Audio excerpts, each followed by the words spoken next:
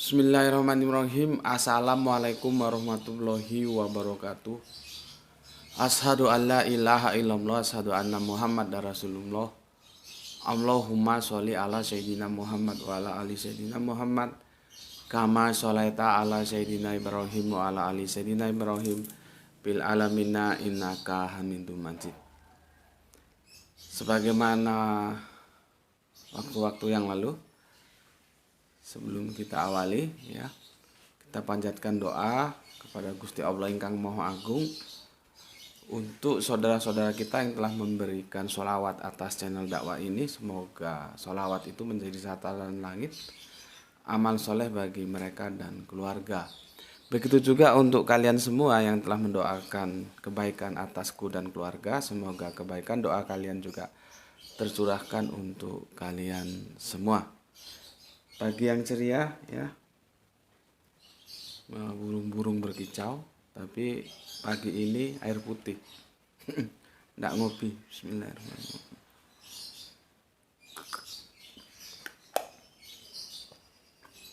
Kopinya belum jadi. Seharusnya sih seperti yang aku janjikan ya.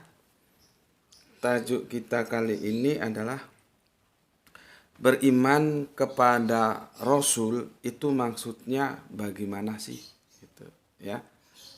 Karena kemarin sudah kita bahas beriman kepada Allah itu maksudnya bagaimana sih. Nah, maka aku janjikan seperti yang kemarin, artinya hari ini kita akan membahas beriman kepada Rasul itu maksudnya bagaimana sih gitu ya. Tetapi akhirnya itu aku pending untuk kita bahas besok ya, karena ada yang harus aku bagikan kepada kalian sebelum itu terhapus atau hilang dari memoriku ya. Cuman akan aku berikan komentar sedikit ya. Tajuk kemarin beriman kepada Allah itu maksudnya bagaimana sih? Itu dalam waktu 20 jam hanya mampu meraih 594 viewer. 594 viewer artinya masih jauh dari harapan. Padahal substansi dari kajian ini itu mempunyai bobot ya yang cukup itu besar dalam akidah kita sebagai orang Islam.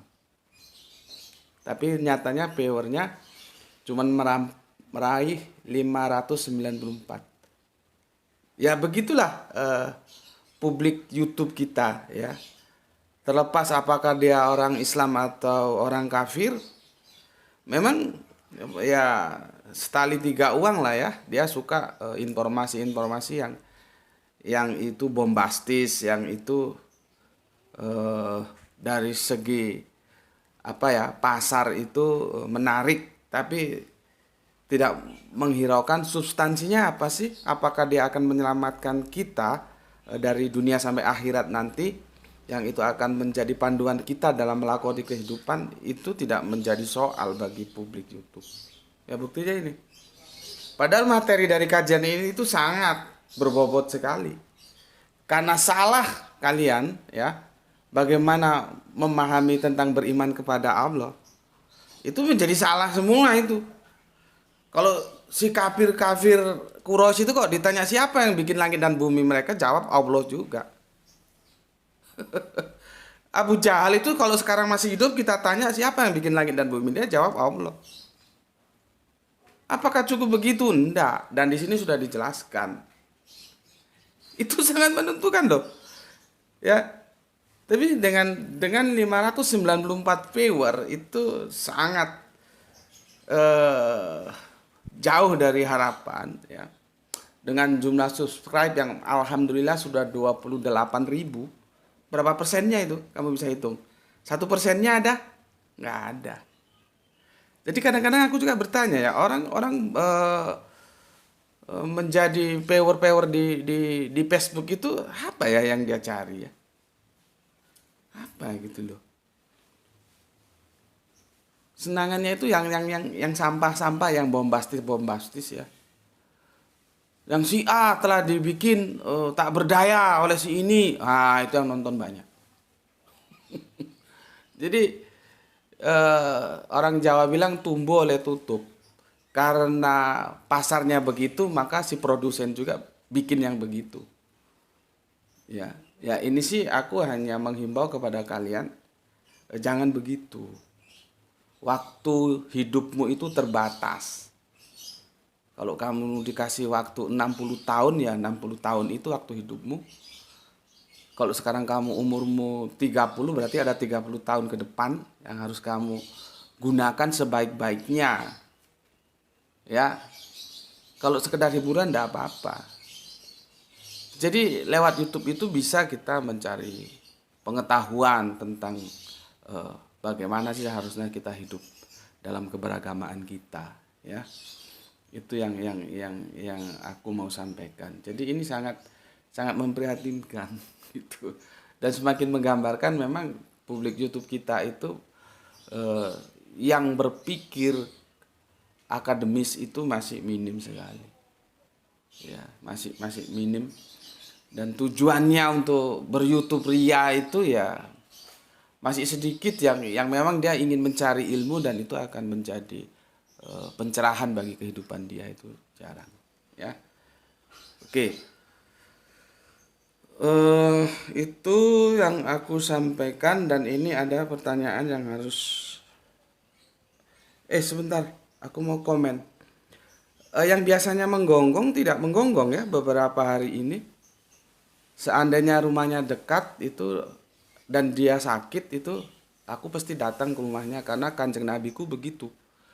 Ketika Kanjeng Nabiku itu diserang, ya, ada yang dilempari ketika lewat, ada yang dibilang begini begitu, gitu ya. Tetapi yang menyerang Kanjeng Nabi itu ketika tiba-tiba dia jatuh sakit itu, Kanjeng Nabi lewat rumahnya, loh yang biasanya suka lempar-lempar kok nggak ada ya. Ditanyakan kemana dia yang biasanya suka lempar-lempar.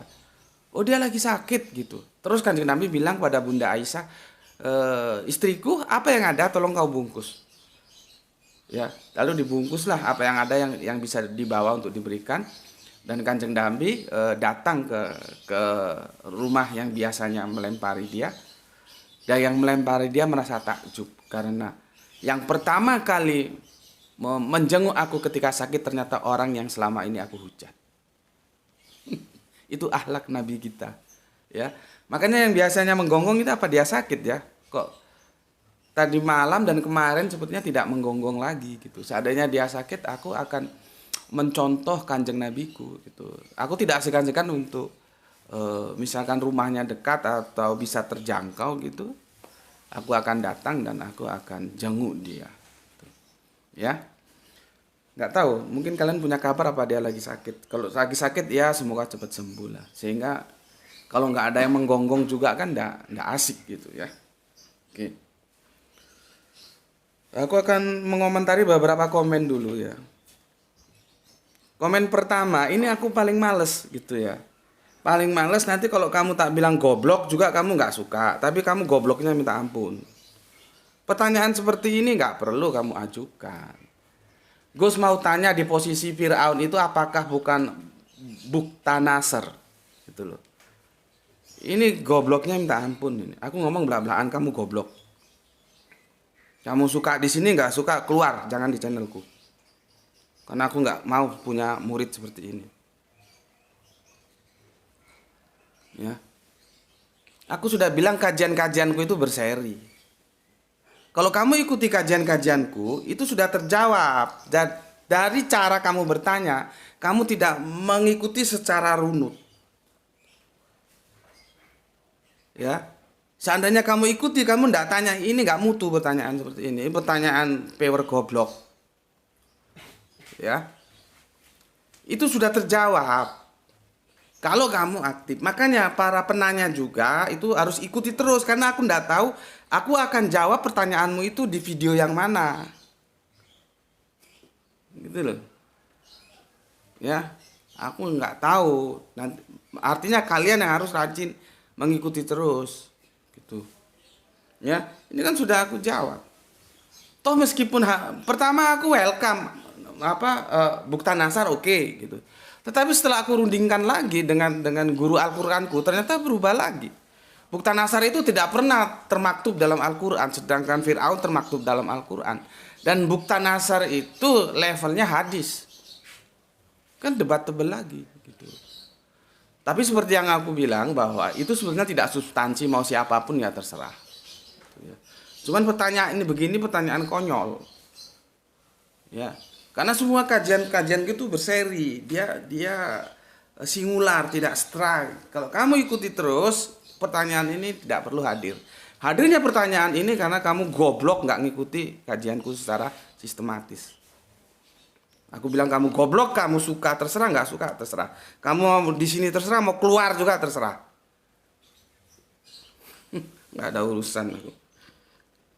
Jadi kalau mau ngaji sama aku ngaji yang benar. Enggak, iya ya. Jadi nggak usah tanggung-tanggung. Hitam-hitam, putih-putih gitu aja. Ya. Oke. Berikutnya pertanyaan dari Mas kita yang ada di Bondowoso yang matur numbah nuwun kemarin dikasih hadiah apa ya? Ini apa namanya ini? Holder ya. Terima kasih. Semoga hadiahnya tercatat sebagai amal jariah dan akan terus berlangsung selama itu aku gunakan untuk membuat video-video dakwah. Begitu juga untuk teman-teman yang telah menyisihkan rezekinya di infak dakwah itu ya. Semoga itu menjadi amal jariah yang terus berlangsung ya. Selama aku sehat dan aku bisa memberikan kajian-kajian.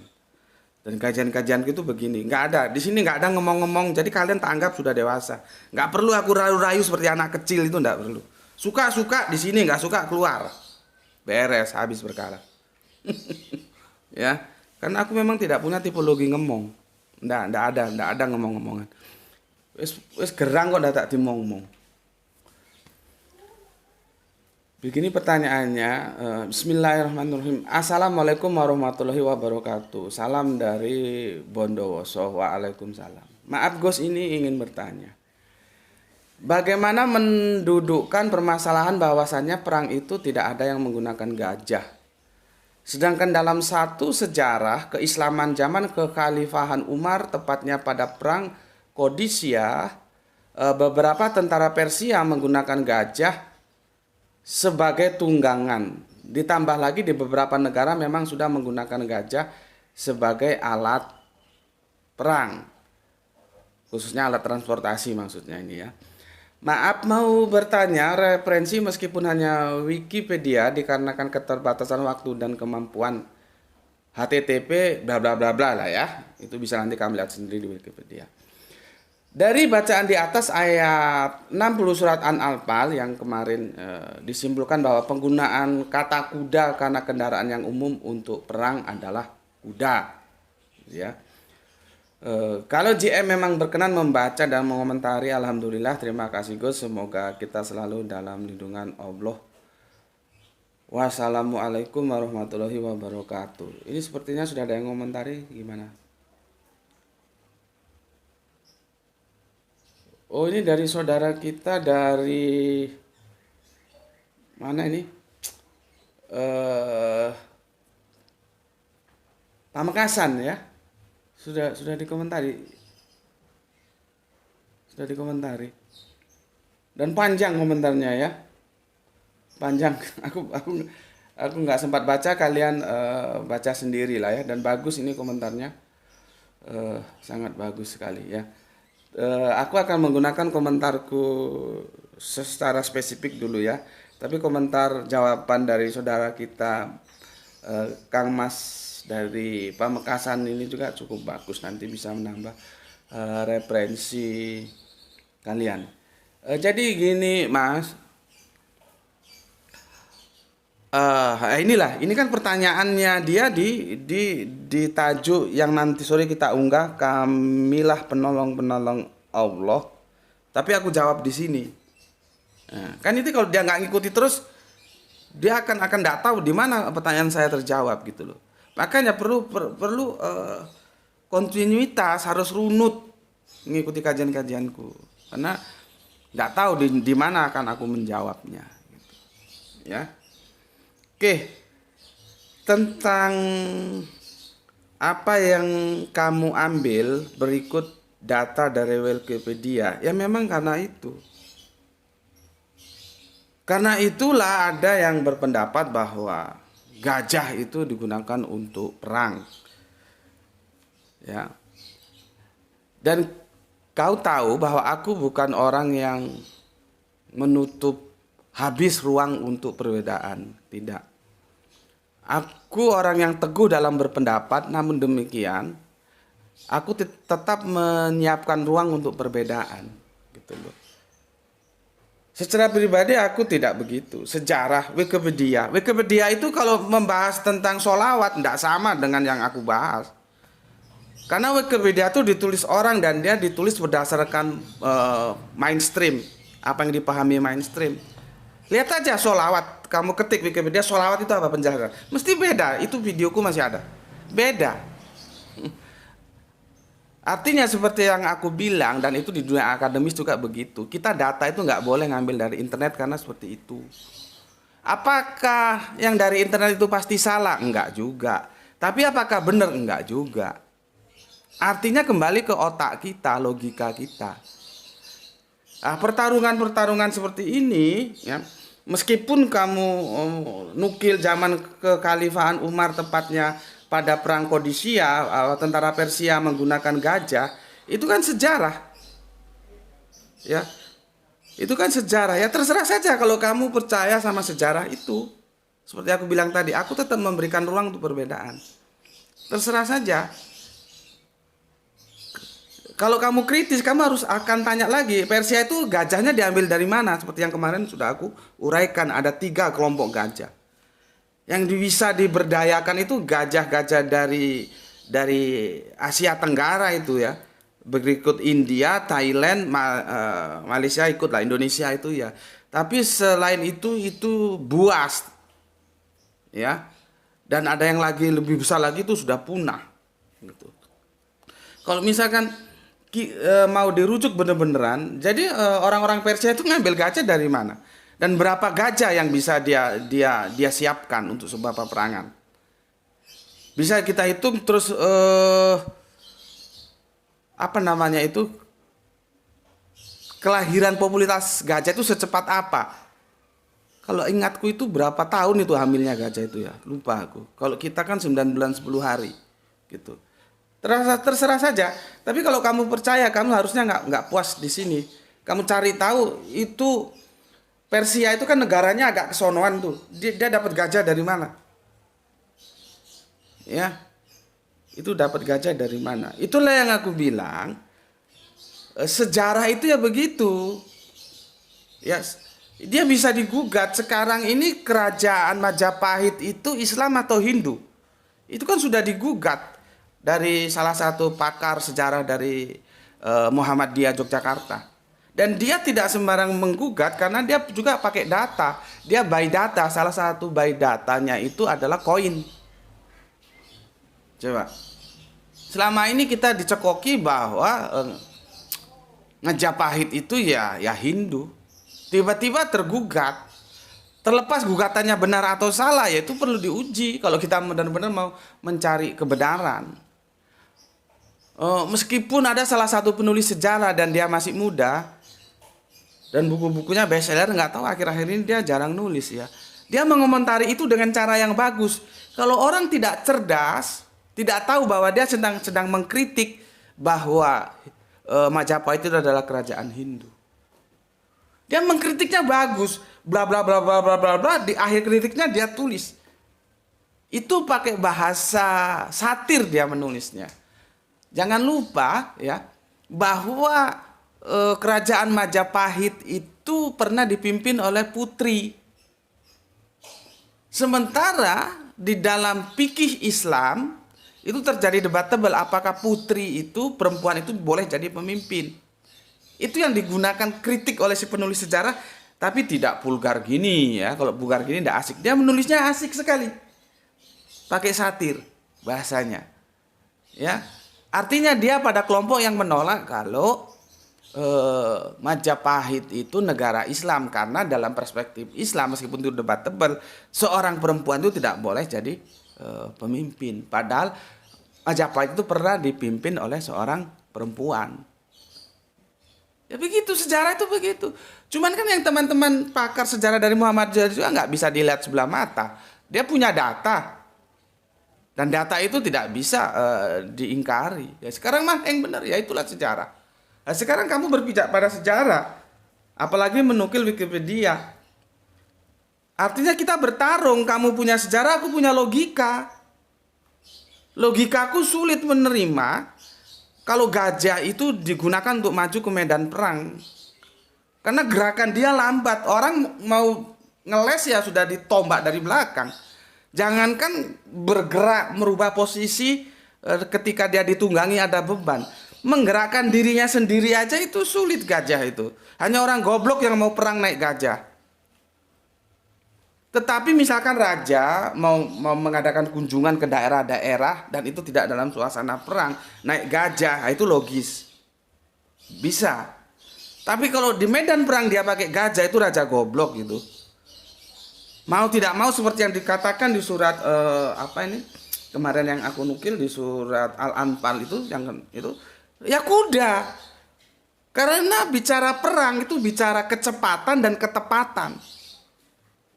Kamu punya 100 peluru, kalau nggak cepat dan tepat itu nggak bisa membidik musuhmu. Karena perang itu filsafatnya kalau nggak membunuh ya dibunuh. Jadi logikaku sulit menerima. Kamu punya data sejarah, ya kita bertarung. Kamu pegang sejarah, aku pegang logika. Makanya aku nggak segan-segan. Raja perang naik gajah itu raja goblok. Kecuali kalau dia mau show opos, sebetulnya dia nggak ikut perang. Dia begitu dia numpak gajah, di kanan kirinya itu ada tapal kuda, dikelilingi oleh punggawa-punggawanya yang melindungi dia. Sekedar show opos, ya boleh jadi juga. Nah yang dilakukan oleh siapa ini yang kamu nukil dari Persia ini seperti apa pada perang Qadisiyah itu? Kan kita tidak tahu. Jadi logikanya sulit lah. Ada orang perang kok naik gajah yang itu gerakannya lambat. Ya modar ditombak terus. Ya. Tapi seperti tadi yang aku bilang, aku bukan orang yang saklek, enggak. Aku memang teguh dalam pendirianku, cuman aku tetap memberikan ruang. Kalau kamu percaya seperti itu ya silakan saja.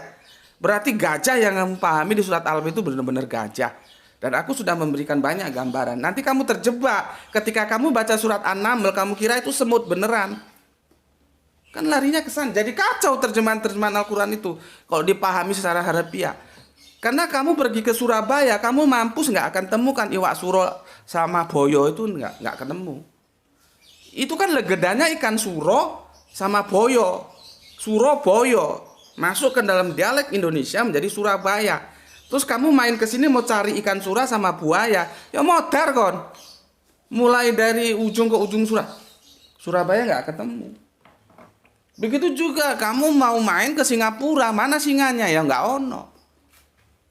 Begitu juga nanti kamu baca surat Al-Naml, surat semut. Oh itu berarti ada terus semut-semut itu bisa ngomong sama Raja Sulaiman gitu.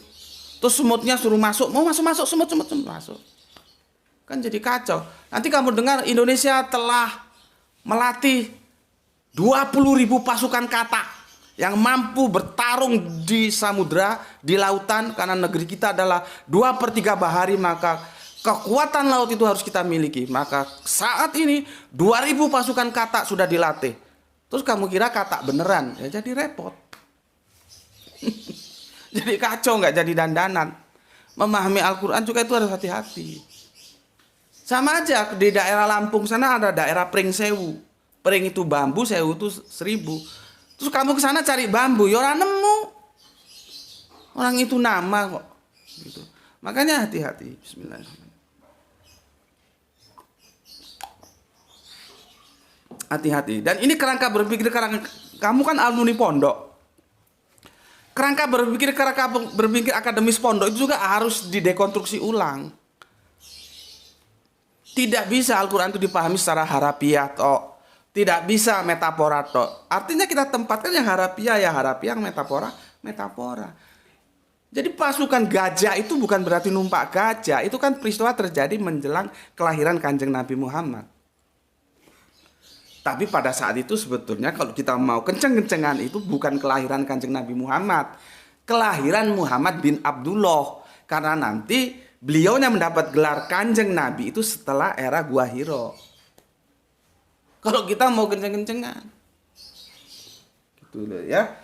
Itu untuk Mas yang ada di Bondowoso, terima kasih atas komentarnya. Tapi itu jawabanku. Silahkan kalau kamu memegang sejarah, silahkan, aku tidak ada masalah. Dan aku teguh dalam pendirian, tetapi aku tetap memberikan ruang perbedaan. Monggo silakan, tidak ada masalah. Oke, aku kira itu yang perlu aku komentari ya. Ya, semoga bermanfaat dan aku akan masuk ke dalam sebuah obrolan pagi kita yang seharusnya kita akan membahas tentang iman kepada Rasul, iman kepada Nabi itu iman yang bagaimana sih ya. Namun karena kasuistis itu akan kita tunda, insya Allah Isnain, seharusnya Ahad ini. Jadi Ahad ini akan aku ganti dengan sebuah cerita, mumpung cerita itu masih ada dalam memoriku, masih segar. Aku ini bukan agak-agak sih ya, masih ngantuk karena tadi malam pulang dari acara diundang ngisi di Hagia Sophia ya, itu dari sini ke sana itu aku kan di Batu Hagia Sophia di Malang dan itu agak ke sana aja. Itu kalau normal 1 jam. Kalau nggak normal seperti Ahad macet itu bisa 2 jam lebih. Ya. Studionya ada di Malang dan aku di Batu. Nah, kemarin itu aku tidak dijemput karena mengingat mereka juga sibuk. Yang kedua pasti macet. Akan dua kali traffic shuttle-nya 2 kali. Kesininya terus ke sononya dan itu macet. Kalau misalkan kesininya 2 jam berarti akan 4 jam hilang di perjalanan. Akhirnya aku dicarikan Grab ya, dicarikan Grab. Dijemput pakai Grab tuh Ba'da maghrib ya, Ba'da maghrib. Dan ini aku masih ngantuk karena pulang sampai rumah akhirnya jam 2 itu belum tidur. Aku sudah lihat jam, ini nanti jam 3 bangun sholat subuh, gimana ini ya. Akhirnya aku karena ngantuk terpaksa tertidur dan tadi bangun itu sudah adzan ya. Karena begitu jam 3 masih KO juga. Maka setelah ini nanti mungkin tidur atau gimana. Nah, sebelum tidur kita ngobrol dulu. Kita ngobrol dulu. Dan maaf, kemarin kita coba untuk kita disiarkan di 2 channel, ternyata tidak bisa karena kemampuan internetnya itu kapasitasnya belum ditingkatkan ya. Jadi apa yang aku janjikan sebelumnya aku juga sudah minta maaf kalau teman-teman tidak bisa ngikuti di channelnya Gus seperti ini ya. Ngaturnya live streamingnya gitu. Kalau kalian mau lihat saja di Hagia Sophia ya. Ba'da maghrib itu aku dijemput sama Grab. Begitu selesai sholat maghrib, naik Grab aku turun ke bawah.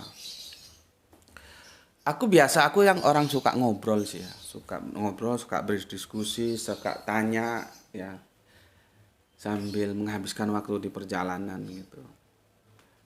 Dari ngobrol-ngobrol itu akhirnya suasana menjadi cair dan aku juga menjelaskan sama Pak sopirnya juga supaya jadi terjadi tanya jawab lah gitu, bahwa aku ini terjun di aktivitas dakwah gitu, dan dakwahku itu memang mengambil lahan yang belum diambil oleh komunitas lain gitu ya. Kalau di akademisi aku suka menggali tentang comparative religion gitu. Dari situ obrolan terus berkembang. Karena obrolan itu terus berkembang, akhirnya Pak supir itu menceritakan sebuah kisah yang itu menarik dan kisah itu akan aku bagikan kepada kalian semua dengan harapan dari kisah itu ada hikmah yang bisa kalian ambil. Jadi begini, Pada waktu itu Pak supirnya itu mendapatkan bookingan, iya istilahnya bookingan ya. Orderan itu ngambil pelanggannya itu di daerah Pakis Haji sana, tapi tepatnya apa dia sebut lupa aku, ada perumahan. Jadi itu di perumahan ya. Untuk ke daerah Malang ya, ke kafe ya. Dan penumpangnya itu cewek ya, masih muda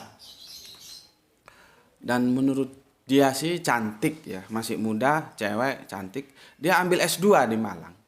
Ambil S2. Ambil S2. Itu kalau kita order ada namanya tuh ya. Nah, dari namanya ini si Pak supir tahu bahwa nama-nama ini adalah dari daerah ini dan daerah ini biasanya jarang yang memeluk Islam gitu ya. Itu yang pertama. Yang kedua, si Mbak ini masih pakai you can see. You can see ya. Jadi apa ini? Ketiak, kelek. You can see kalau diplesetkan dalam bahasa Jawa tuh kamu bisa melihat kelekku gitu ya, you can see. Jadi pakaiannya tidak tidak tertutup rapat, masih pakai you can see gitu ya. Jadi dua yang membuat Pak supir itu memberikan sebuah penilaian. Pertama, dilihat dari nama, ini bukan dari daerah yang dimana di sana itu Islam menjadi sebuah pilihan agama, ya.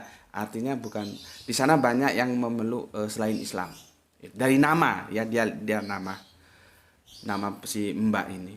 Yang kedua dari cara berpakaian, ya, ya masih apa ya, ya masih you can see-an gitulah ya, tidak tertutup rapi gitu. Dua ini yang menjadi trigger Bapak supir ini bertanya kepada Mbak ini, ya, apakah Mbak ini Islam gitu ya. Tentunya pertamanya kan ya minta maaf ya, mohon maaf gitu karena sebuah penasaran aja dia tanya gitu. Kenapa? Pak supir kita penasaran sampai memberanikan diri tanya gitu ya. Karena sepanjang perjalanan itu kan perjalanan itu kan dia menuju kafe karena si Mbak ini ada janjian dengan teman-teman kuliahnya di kafe itu gitu ya.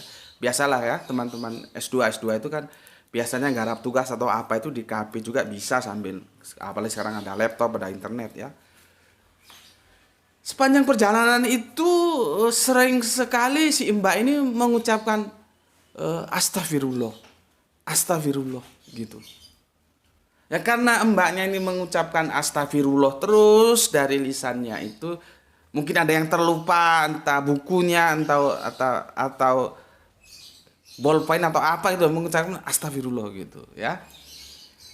Sedangkan satu sisi dari namanya berasal dari daerah yang Islam bukan menjadi yang mayoritas. Dari cara berpakaian ya sebagaimana umumnya ya, auratnya masih terbuka dan bahkan masih pakai you can see itu tadi. Jadi dua yang paradoksial antara apa yang keluar dari lisan yang itu mencerminkan seorang muslimah ya, astagfirullah begitu ya, tapi salah satu sisi dari nama dan cara berpakaian tidak mencerminkan seorang muslimah. Paradoksial inilah yang membuat Pak supir tentunya dengan mohon maaf dulu mestinya ya, untuk bertanya. Akhirnya dijawab sama si Mbak ini, saya mu'alaf, dia bilang. Saya mu'alaf. Nah, yang menarik cerita bagaimana dia mu'alaf. Ya. Ternyata Mbak ini bukan hasil ada orang yang mendakwai dia tentang Islam. Tidak. Ya. Mbak ini pencarian dia secara otodidak. Dia mencari sendiri. Ya. Mencari sendiri. Jadi bukan ada orang mendakwakan Islam dengan dia terus dia tertarik dengan Islam dia jadi mu'alaf. Tidak begitu. Dia mencari sendiri dengan mengadakan komparasi. Kebetulan dia banyak keluarga yang ada tinggal di luar ya. Memang ini kalau dilihat ya anaknya orang kaya, orang rumah aja dia punya, artinya dibelikan rumah ketika kuliah di Malang kan gitu. Itu kalau nggak anaknya orang kaya itu biasanya kos gitu ya. Ini nggak, dia punya rumah di daerah yang aku bilang tadi, Pakisaji tadi. Ya, dia punya rumah, perumahan gitu kan. Kolega-koleganya banyak dan saudara-saudaranya banyak yang di luar negeri. Dia minta kitab suci agama dia sebelumnya itu dari luar negeri itu dijadikan komparasi, translate-nya gimana gitu. Jadi proses pembelajaran dia. Salah satu sisi dia juga belajar Al-Quran gitu ya. Belajar Al-Quran. Dan sampai pada satu kesimpulan, yang dia pegang itu surat Al-Ikhlas. Ya. Kita kan penasaran juga kenapa disebut surat Al-Ikhlas, tidak ada satupun kata ikhlas di sana. Kecuali surat Al-Baqarah banyak kata Baqarah di sana. Surat Al-Ikhlas itu kan tidak ada. Ikhlas itu tidak ada, tapi disebut Al-Ikhlas. Itu memang asik surat itu ya. Yang di situ membicarakan tentang kriteria-kriteria yang punya syarat ya. Dia diakui sebagai ini supaya familiar dulu, aku harus menggunakan nama Tuhan. Gitu ya. Sesuatu yang bisa disebut atau diakui dia Tuhan, dia harus punya syarat seperti dideskripsikan pada surat Al-Ikhlas. Qul huwallahu ahad, Allahu somad, lam yalid walam yulad, walam yakul lahu kufuwan ahad. Itu syarat-syarat yang paling sederhana, yang paling mudah kita. Oh, yang punya syarat itulah yang layak disebut Tuhan. Gitu ya. Dan dia mencari pembandingan, komparasinya itu dia lakukan sendiri pada satu keputusan, dan dia hijrah, dia menjadi mu'alaf. Yang menarik lagi, ketika dia menjadi mu'alaf, ibunya sempat menolak ya, ibunya sempat menolak, artinya sedih ya, tidak menerima ya bahwa anaknya sudah beralih menjadi Islam gitu ya. Tetapi lain sikap bapaknya seorang dosen dan profesor sudah. Hanya bapaknya pesan ke dia begini, kamu sudah benar-benar mau memilih Islam jadi agamamu? Iya Pak. Sudah kamu pelajari? Iya. Kamu sudah tahu? Sudah mau mantap? Mantap. Terus dipesan sama bapaknya, oke, kalau memang itu pilihanmu silahkan, tapi jangan pernah kembali ke agama kita, maksudnya agama sebelumnya ya, dan jangan kamu permainkan agama itu bukan untuk main-main. Jadi kalau bapaknya ya mungkin karena background akademisnya seorang profesor dan dosen, dia lebih memberikan ruang kepada anaknya ya. Cuman satu pesannya seperti itu tadi. Jangan gunakan agama itu sebagai main-main. Karena ditanyain sudah mantap, ya sudah ngerti, artinya dia sudah proses pembelajaran, akhirnya dipersilahkan. Jadi bapaknya welcome gitu loh ya. Bahkan bapaknya itu sering telepon katanya, bagaimana masih ada duit gitu ya, maksudnya kiriman dari orang tua, dan tidak lupa ngajinya di mana, sudah punya guru ngaji gitu. Karena akhirnya dia lewat teman-temannya dibantu mencari ustazah untuk ngajari dia. Ya. Jadi dia memang mencari gitu loh. Itu kalau aku pikir memang proses hidayah itu banyak cara ya. Banyak cara datang. Jadi setiap orang menjadi mu'alaf itu punya cerita sendiri-sendiri. Kalau dia autodidak mencari gitu ya. Dan akhirnya dia memilih Islam menjadi agamanya. Nah, berikutnya ya yang perlu kita analisa di sini, dia tahu bagaimana keheranan Pak supir itu, maka dia bilang, maaf Pak, saya sudah disuruh sama ustazah saya, tapi saya masih belum bisa, masih belum menutup aurat, tolong doakan saya supaya saya bisa menutup aurat. Dia bilang begitu ya. Dan berikutnya dia selama dalam proses ini dia terus sholat tahajud dan dia berdoa agar ibunya bisa menerima. Dan akhirnya walaupun prosesnya itu panjang, akhirnya ibunya menerima, bisa menerima kalau anak sang putrinya itu sudah menjadi muslimah, ya.